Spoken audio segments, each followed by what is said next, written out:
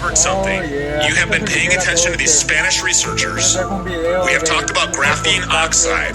The group is called La Quinta Columna, the fifth column, and they are associated with the University of Almeria. But what they did was they got a Pfizer vial.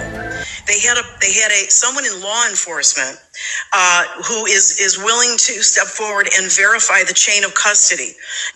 They followed the instructions to dilute it appropriately into 6 doses from that vial, examined it, and you've already heard that they examined it under regular microscope and electron microscope. And they came up with those really ugly pictures of those bulbous pictures with the black mesh intertwined. The RNA, there was RNA material in there. Out of each dose, there were 6 nanograms per UL of RNA.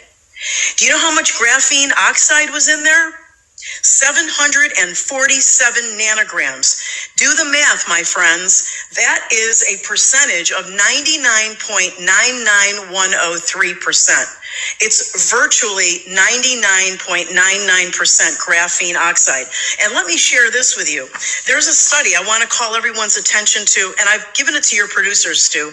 The title is called Toxicity of Graphene Family Nanoparticles, a general review of origins and mechanisms. And in this article, a depiction of what happens when these graphene sheets that these investigators found in the Pfizer vial, when they get into your system and when they start to penetrate your cells, which they have a lipid nanoparticle that pushes them into your cells. You get oxidative stress.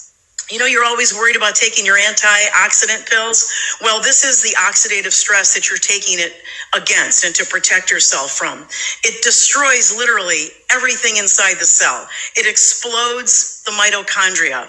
It creates a situation where your body is on a 10 alarm, like a 10 alarm, fire truck, and inflammation, cytokines, chemokines, this incredibly violent, if you will, inflammatory storm comes in.